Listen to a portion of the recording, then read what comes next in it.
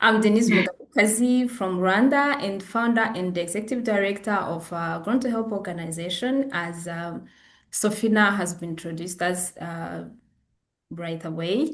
And um, I would like to invite everyone to turn their attention to an essential part of our session, which is building leadership and strengthening organizational infrastructures. Uh, in this part, we will try to identify key leadership traits and team behaviors that enable sustainable growth, and we will gain insight into the essential institutional changes needed to support and sustain that growth. So, welcome everyone, and to help us unpack these important ideas, it's my pleasure to welcome our speaker today, Mr. Daniel Juma Omondi. Mr. Omondi, I believe that growing an organization from one level to another takes more than just vision. Especially here in Africa, many leaders start with just an idea, often inspired by personal networks, experience, relatives, or role models. Some begins with very limited resources or knowledge or networks, while others may start with moderate or even sufficient resources. Yet, regardless of where they begin, they all face the challenge of building something truly impactful. With that in mind, Mr. Omondi, I would like to begin by asking you the first question. What does leadership mean to you, and what does it truly take to grow an organization in Africa from one level to the next? Thank you.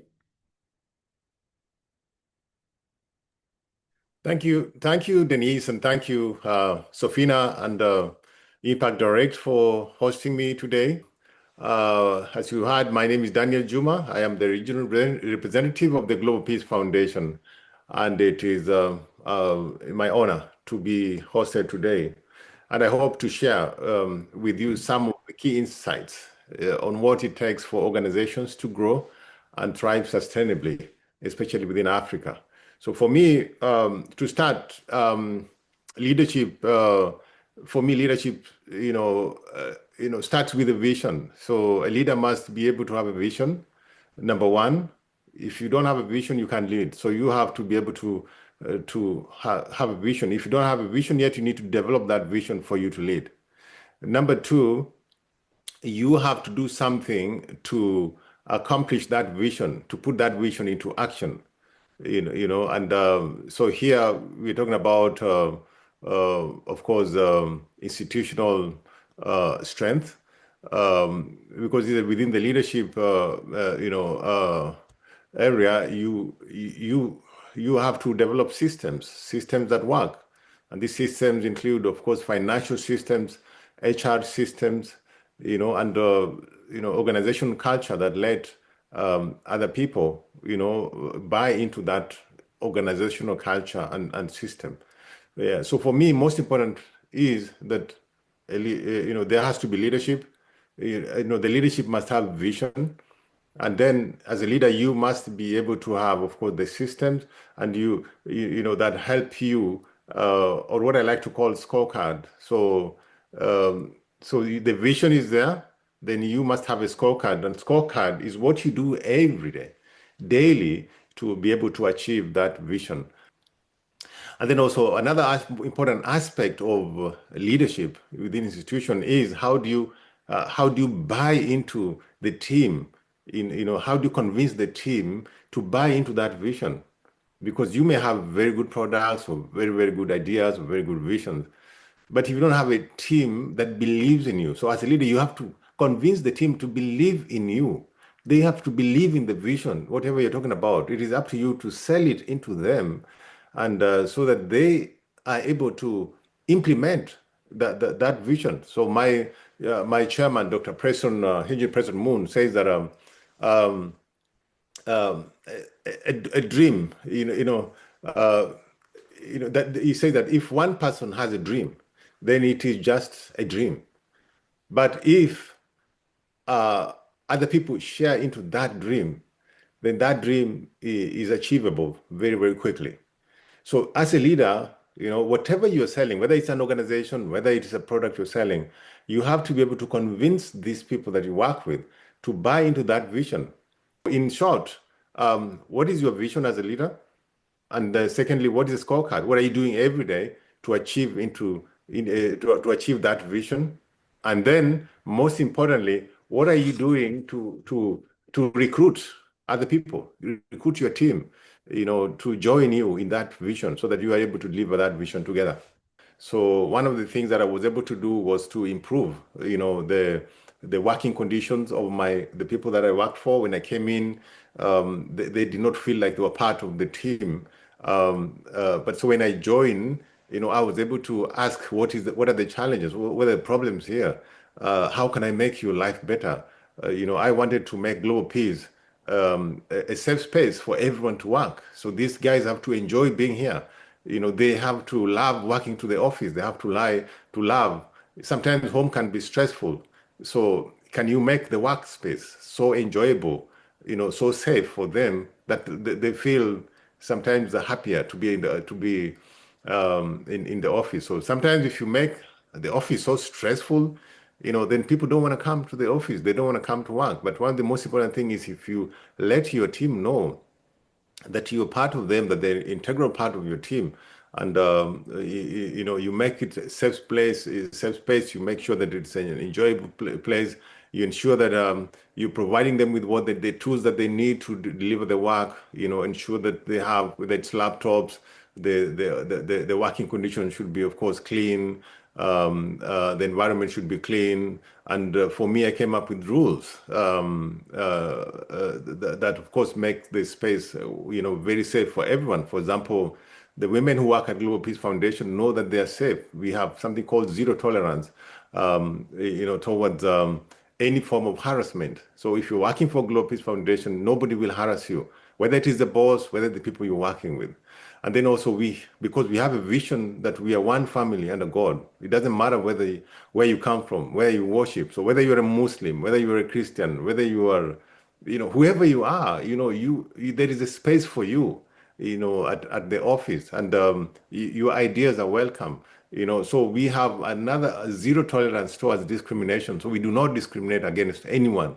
So for me, even when I work with interns, I let them know that even though you are here, you are interns, but when you're in the office, you're not an intern. So if you see something is not working well, you are free to, approach me. So I established what we call an open door policy, where anybody, whether you're an intern or a managerial position, you can come into my office and you can be able to, to air your views, however critical, however difficult those are. And just like in the universities, they have academic freedom, where anything that the professor says during a lecture hall cannot be used against them. So at Global Peace Foundation, I have that kind of freedom, what I call academic freedom, also. So when you give a critical analysis of what is not you're not happy about in the organization, I will not use that against you.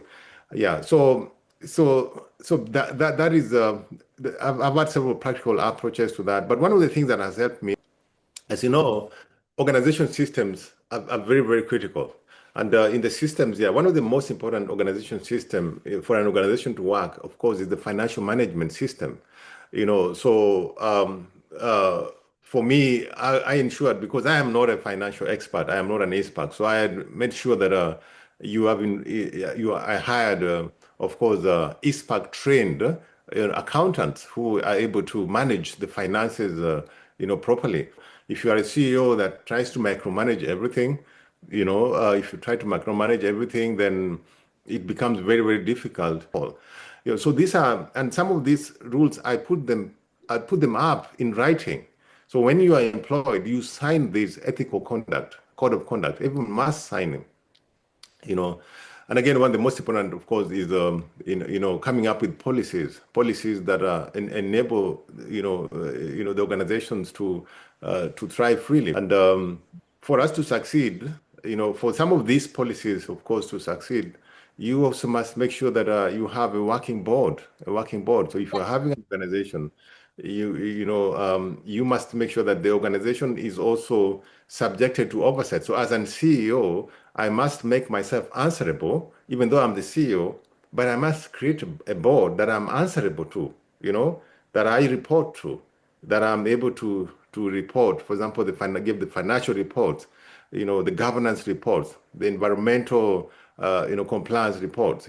So that board, even though they're not paid, but it's a voluntary oversight mechanism that ensures that I'm not just doing things, on my own just because I'm the CEO. Yeah. So these are things that have helped me.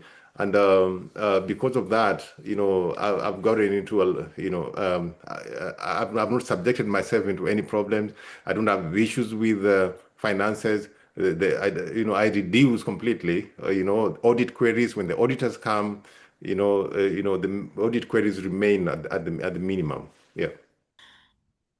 You have shared some of the organizational leadership behaviors that you applied and also some technical, some practical skills. So could you please share some leadership traits or behaviors you had to unlearn or relearn as your organization grew? Additional, can you share an example of a time when a leadership decision you made significantly influenced the growth of direction of your organization? Thank you. Thank you. Thank you, Denise. And it's nice to hear what you're doing, good job you're doing in Rwanda. Yes. So some of the things I had to unlearn, usually, that I know everything, um, if you're coming in as a leader and you know everything, then you don't need the people that work for you. So usually, and if you look at worldwide, most of the successful business people, from Elon Musk, wherever you look at them, most of them, almost, I think all of them, they have to hire experts. They have to hire people who are smarter than them. So you have to accept as a CEO that I cannot be smarter than the people who work for me. Though sometimes I need people who are smarter than me for my organization to succeed. As a leader of organization, you must come up with this succession plan that if I'm not here, who will do this? If, for example, God forbid, I something happens and I don't make it back, the organization should be able to continue. You understand? So that has also been able, has really been helpful, for me. So running an organization requires humility. You have to be humble. If you're not humble, you cannot because you're dealing with people. And right now, most of the people who work for us are Gen Zs. They are Gen Zs, and you know how Gen Zs are. You have to sit down and reason with them. Some of them, they insist on the ideas that they have. So most of the time, you have to learn to listen and not just to talk. Sometimes I just get an opportunity just to listen to my team, to listen to their ideas. How do you think we can make the organization better? Yeah, and some of these things, by the way, are not just by the book. Of course, I read so many books. I try to read books. Um, One of the book that I'm currently reading is called Surrounded by Idiots. Surrounded by Idiots. So so it helps me basically to communicate, to understand human behavior, why people behave the way they do. And sometimes, the people that you think are idiots they're not actually idiots. It's just because you're not understanding who they are and why they do the things that they do. So it takes, a leader, to be able to also to understand the reason they do the things that they do. And once you do that, you are able to actually lead with empathy. And there's something called emotional intelligence. So emotional intelligence allows you to understand basically yourself, but also to understand, relate with other people. And the most important thing, usually, and this is something that I really want to emphasize here, that character is very, very important in leadership. Character, personal character is very, very important. For you to succeed in anything that you want to do, your character must be really shaped, because right now, if you talk to any of the biggest funders, the richest people in the world, and you're pitching an idea to them, I remember during the question time, someone spoke about an idea. I think you're talking about an elevation pitch. How can you convince someone if you meet an investor, let's say you meet Elon Musk today, and you're in an elevator with him, how can you convince him to invest into your idea within that very, very short time? It's called elevation speech. So usually nowadays, what these people do, these big investors, the Fortune 500 investors, they don't look at the idea, you know, they don't look at the idea at all. They look at the person. They ask themselves, who is that person behind this idea? And does he have the discipline? Does he have the grit? Does he have the resilience to drive that idea to fruition? You may have a very good idea, but if you have someone who doesn't have the character, the discipline, then he's going to give up. When he faces a few challenges here and there, he's going to run away. So many business people, they face challenges from financial problems to, so several other, but so as a leader, your best, your leadership qualities are best seen whenever you're faced with a challenge. You cannot just be leader when things are good. How about when things are tough? And that's why many presidents, they have something called the situation room. When you are in your situation room, that is when we want to see your leadership skills. What decisions can you make? You listen to the people who you work with and then make decisions. So usually when an organization have problems, then that is when we want to see your leadership skills. And talking from Global Peace Foundation, I've had an opportunity. For example, sometimes when I think during COVID, we were, of course, at some point, there was some, because some fundings, were threatened during COVID. So at some point, you had, I had to communicate bad news to the people I work with. Let's say we need to retrench, cut down the number of staff. So as a leader, how do I communicate that? So you love working with these people, you love them, you don't want you sympathize with them, with their families. However, as a leader, as a manager, you have to make a difficult decision because it's either you can want to save these few people who work for you here, or save the organization. So the question, ask yourself, which one do you want to save? Do you want to save the organization or save the few people that work here? And so, so it takes, leadership to be able to convince these people that need to let them go. And sometimes it's for the good of the organization. And sometimes these people, they appreciate it. Sometimes they leave that organization and they get a better job somewhere, or they go to a place where their efforts, their skills are much more appreciated. And at the end of the day, most of the people that I was able to communicate, the bad news, they're actually having better jobs, getting better salaries, than what they were getting for us. So, so the skills should be there, the leadership skills, ability to communicate bad news, also bad news with empathy when you are restructuring. Sometimes you have to, ensure that you give them counseling, for example, give them ideas, how they can, which other skills that they can have that can make them, survive in the market. And so, yeah, so those things are many. They're quite several, but that is my answer for that. Unless you have any other question, yeah. Yeah, thank you very much, Mr. Won. That's so very interesting. I've learned that as a leader, you have to know that, assume that you don't know everything. You accept that your knowledge is limited. So try to attend learning webinars or workshop. Try to hire people who are better than you, who are experts in every part of your organization. So have people in place that can replace you once you are not there, by having a succession plan. Read books so that you can understand others. You must have an emotional intelligence, as well as a shaped character is very important, because you have to be able to convince someone, to convince other people, to convince, for example, donors or partners, so that because most of them, they support the person, they support the personality, they support who they see in front of them, not the organization as well. So be able to stand firm also, and make decisions during complicated situation, or during hard times in the organization, and know how to communicate tough decisions.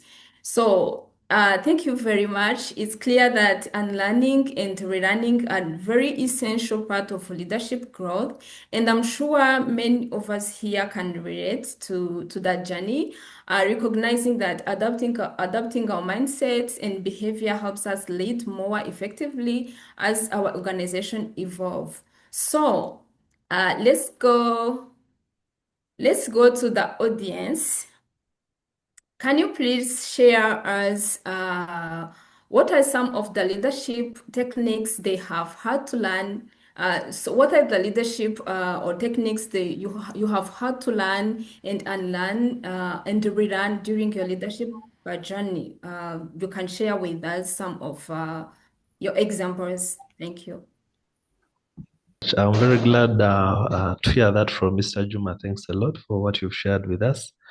With what you've said with Gen Zs and being able to listen to the young people that are brought on board, that is something that is very important. And I think we should always give them a platform and be able to listen to these people when they are sharing with us. Sometimes they have ideas which can push the organization further. So since you confirmed that, I will take it in and thank you for hinting on it. I appreciate everything. Thanks for the opportunity. I'll be very brief. So one of the things that I've had to learn is what Daniel spoke about, listening. I love speaking. Of course, naturally, I am a sanguine and I love meeting new people. And, in the workspace, you realize that, listening more. And I think it's what also the country, I'm actually logging in from Kenya. You realize that the Gen Z, our, beautiful Gen Zs, they just want to be listened to. Another thing for me that I've had to, actively listening, because there are people who you can actually ask, listen, but do nothing about it. So I have learned more, and especially with what we are going currently on in Kenya, you realize that it's not just listening. Listening is one thing, but people want listening with a goal to change something or change what is broken. Another thing, as I pass the mic to the next person, I have very many examples, is I have this hashtag that I always believe that there's no monopoly for learning new things. And I, even as a leadership elder that writes a lot in many spaces, I have had to, relearn and learn new things. Like right now, let me give an example. I don't know, many people are logging from different places. AI, artificial intelligence. Yes, there is emotional intelligence, but artificial intelligence, whether we like it or not, will wipe out a lot of jobs. Yeah.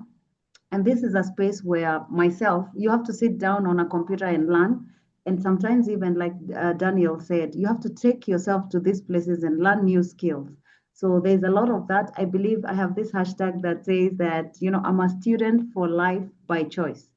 Maybe someone can borrow it. Student for life by choice. As much as I could be a guru in my space, in the investment banking space, there's still a lot of things that I have to learn every single day, especially for the industrial revolution. So thank you. I have many examples, but let me stop there. Thank you very much. Generation Z, hands up. And what about artificial intelligence? I don't know how you guys survive without ChatGPT because it has saved my life a lot of times. So as we move forward, can anyone from any other country please share with us what they have to relearn and learn? Please, we are here to learn from you too. Thank you, Denyse. And Daniel Juma, thank you so much for the insights shared, and we really appreciate the perspectives that you have brought to forward for us to learn and unlearn. For sure, for some of us who are having young organizations in rural settings, our exposure to organizational management, leadership is somehow limited. However, we always want to have mentors who are always willing to help us in organizational strengthening. But I wanted to ask a question, then share my experience that of what we are going to learn and unlearn. But the question is about how do we handle conflicts in leadership? Because as you work in an organization, there are many layers of leadership. There are those who are on top, there are those who are in the middle, and there are those who are part of the system. And everyone should not look at the ED or the executive director as the only leader, but everyone in the organization is a leader. So how do we manage conflicts and make sure that we have peace so that it can drive growth of the organization, and we should not have unresolved conflicts within the organization that affect performance? The question number 2 is about how do we effectively have collaboration and synergies within the organization and outside the organization with organizational partners, with organizational donors, and making sure that we have relationships which are a bit longer from one generation to another. My experience is that for us, when we started the organization with my colleagues, we didn't have any person who would mentor us, and we decided to handle issues the way they were. And we brought in the board members who were not really interested in the organization, and this affected us in the way we are operating. Board members were not readily available, and the founders, we had to suffer with the growth of the organization.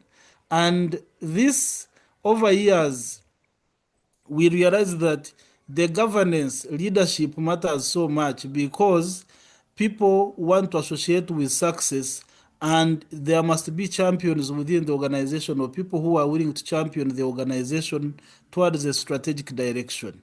And I decided with my team to move into restructuring. And right now, the organization is under restructuring, reorganization, and knowing what to do, and bringing everyone on board to ensure that they are able to know what they are into. And this has led me into even signing agreements with board members, signing agreements with co-founders, and taking the mantle, knowing what they need to do within the organization. This helps us to solve some of the problems now, but also the problem that will happen in the future. So to us, this talk about exploring how leadership, collaboration, and organizational systems drive success, it has come timely, and we really appreciate the organizers for such talk about these concepts. And we really appreciate. Thank you so much. Thank you very much, Mr. Jonah, for your good intervention. Please allow us to respond to your questions, because I'm sure Mr. Juma will address them. And I would love to hand over to Sarah Mora. She had raised her hand and would like to hear from her. Please share with us about the things you had to unlearn and relearn during your leadership journey. Thank you. Okay, thank you so much, Daniel and Denyse, for the wonderful presentation. And what I have learned in the leadership position that need to be unlearned is the idea of one style fits all. Because sometimes you find that when in leadership position, we tend to ignore the idea that employees come from different backgrounds, they come from different cultures, different generations, they have different personalities, and sometimes even different ethnic groups. And therefore, while communicating to these people, we tend to have these fixed ideas when we are communicating to them, which sometimes may be insensitive. And therefore, something that I have learned, it is good as a person in leadership position, have that open mind, acknowledge that people are different, and therefore communicate in a way that accommodates all, to ensure that you don't make some stars feel left out, some stars feel like they have been pinned down, and that. That idea I would love to share is this idea of overpromising, let me call it that way for today. And I mean this in a way that you find out when you are in leadership position, the staffs can come with these good ideas that they are telling you that, and maybe even the ideas don't need money to implement. And when you are listening to them, yes, you are like, yes, this is a good idea, we will do it, you are for it. Having in mind that at the end of it, you won't even give a second thought to it. And therefore, it becomes a culture in the organization or institution whereby we give good ideas that are never implemented. And this hinders organizational success, because these staffs will have good ideas, but they will know back in their mind that, yes, we have good ideas, but whenever we tell the people in leadership position, they never appreciate our ideas and they'll never be implemented. Yes, that is what I wanted to share. Thank you very much, Maura. Please, leaders, let's value other people's mind, other people's contribution, other people's expertise. Let's keep in mind that as leaders. So let me just respond to some of the questions. The gentleman spoke about how do you solve conflicts in organizations. So conflicts are not necessarily bad things. They happen. Usually, they say that if you read political science, that human beings will always have conflicts. Usually, what matters is how they're sorted out. So the reason why we have the police, for example, the judiciary, lawyers, is because we know that conflicts will always happen, and so these people are supposed to handle them. They are like the chamber that addresses these conflicts. So, for example, in an organization, for you to have to identify for you to solve conflicts in organizations, you must first, I think, identify the root causes. Listen to the parties involved in the conflicts, and then you analyze whether the conflict stems from miscommunication, differences in vision, and resource constraints, or personal, clashes or structural issues. So as a leader, you have to basically ask questions to clarify the concerns, why we have those conflicts, and also create a safe and neutral environment, where people can express their concerns openly without fear of retaliation, and facilitate an open communication system. You organize mediation sessions where they can be able to share their views. And also, one of the most important thing is shared goals, shared values. We usually say that we are all different. So if we focus on our differences, we'll find a lot of problems. So usually, we, as Global Peace Foundation, we talk about shared values. So what are our shared values? We may be different. I know I can. If I want to look for our differences, I'll find them.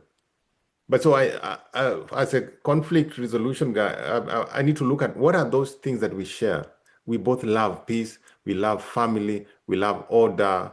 We love, the things that we love. So those are our shared values that can help us sit on the table, and be able to address those. So I think that is, very, very critical. And then also you spoke about the unlearning and relearning. One of the things I've been able to unlearn also is, for example, in hiring. When I'm hiring, like right now, I can tell you, the Western education that we have today, was brought from the West, and yet, right now, if you look for a job in the Fortune 500 companies, they don't look at your CV. They don't look at they don't look at your grades. They look at your competence. They look at your character. Who is this person? So if most of these guys, before they hire you, they want to know: do you have the character? Do you have the discipline? Are you a good human being? So a good human being that has character can be taught. But you can come in with all the skills. But then if you have bad character, I can't trust you with my organization. If I leave money here, it will be stolen. You will mistreat your colleagues.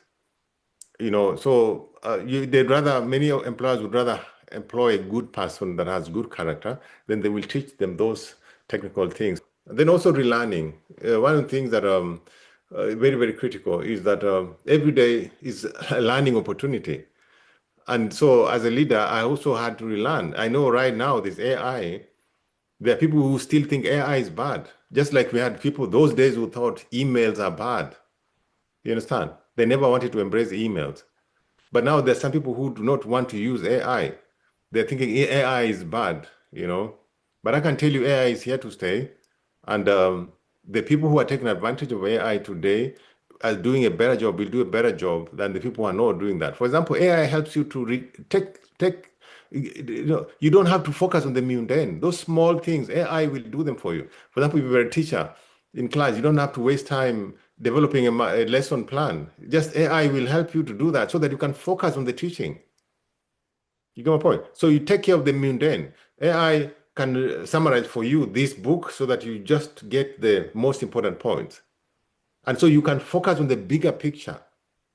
So AI wants you in this civilization, the world wants to deal with you as an adult. In this civilization, we want you to think about the bigger picture, not the small things. So let AI take care of the small things. That's why AI is summarizing everything. It can summarize for you a book, it can summarize for you, and then so that you can deal with the bigger picture. So one of the things that I have had to learn is that, for example, I don't need someone to write my speech. Why do I need someone to write my speech? I can get AI to write for me a speech. I can get AI to do some, if, for example, we have like personal assistants. You know, there are some things that personal assistants used to do for you. AI can do that so that these personal assistants can do more important jobs. So I even encourage my staff in the office, you know, take advantage of AI. For example, when you go out over to a meeting, you don't need to be writing notes. Writing notes. You go to AI. There's something called Otter AI. Otter AI. We just put it on. It will script. The discussions, and then it will summarize it for you, and then give it to you in a form that is reportable. So it saves time, and it makes us more productive. Remember, so I've been able to learn that. So I've been able to relearn that. One of the other things that I've been able to learn, of course, is that every day is a learning day. You have to keep on learning. Education is every day. You have to keep learning. And so every morning when I wake up, I ask myself, how can I show up a better version of myself than I did yesterday? So if yesterday I was good, today I need to be better. Tomorrow I need to improve my skills. I need to improve my reasoning skills. I need to read better books. I need to improve relationship with my wife, with my family. I need to communicate better with my kids. I need to listen to my kids. I have Gen Z kids. They are very, very inquisitive. They ask why. Why do I need to do this that day? So you have to listen to them. So every day, ask me, how can I show up a better tomorrow? How can I show up a better version of myself than yesterday? So tomorrow, I need to be better than today. So that is my point for that. So as we move forward, we have now gained a clear understanding of what leadership truly means and what it takes to grow an organization in Africa from one level to the next. We've also explored practical approaches for building trust, motivation, and accountability within our teams, especially during periods of growth and transition. We've also reflected on leadership traits and behaviors that often need to be unlearned or relearned along the way. So to deepen this conversation and take it a step further, we will now shift our focus toward gaining insight into the essential institutional changes required to organizational growth. So I would like to draw your attention once again, as our speaker today will guide us in understanding what internal structures, systems, and governance shifts are necessary to support and sustain that growth. So, Mr. Omondi, in line with this, could you share what structures or habits have helped you stay open to new ideas while still ensuring alignment with your organizational strategy and governance policies? Thank you. Yeah, so for that, basically, and I touched on it earlier on, internal systems are very, very critical for successful management of an organization. So every organization has their goals. The why. Why does it exist? You know, you need to answer the why. What are you solving? What are you solving? So you have to answer the why. So that why basically, helps you to create the vision for the organization. So every organization wants to solve something. For example, in the village, maybe you want to solve maybe a water problem in the village, and that that helps you to come up with the with what you call strategic plan or a strategy, to be able to do that, to solve the thing that you want to solve. However, in practice, most important thing, and never forget this, is that you are leading a team. It's not just an organization. An organization is just a name on paper, but you are leading a team. You are leading human beings. You must know that you are dealing with human beings, and these human beings are helping you to achieve these things that you want to achieve. The registration certificate that you got from the registration company is just a paper, but you are dealing with human beings to help you drive that. So for me, the people there, how you deal with the people, how you manage the people, how you inspire the people to buy into that dream is the most important internal structure anyone can ever want to have. Thank you very much. That's very inspiring, from internal management to technical uh, attitude or aspect of internal management. Also, how we can have in mind that we are working with human beings, and those human beings are dedicated to help us achieve our goals. So I've learned that we have to have internal systems. We have to have why we are doing what we are doing. We have to have policies in place, HR management, financial management policies. We have to have people who have expertise in this. We have to make sure they are clear job description to avoid miscommunication or misunderstanding. The recruitment process is well defined, the appraisal. We have to comply with legal requirements, or also seek advice from lawyers, for example, if necessary. I would like to sincerely appreciate our speaker, Daniel Juma Omondi, for his generous time and wisdom. Thank you very much. I believe this marks a shift towards something greater as we continue to grow and move to the next level of our leadership journey. And thank you very much, everyone, for your attention. Over to you, Sofina. She'll take us to the next step. Thank you.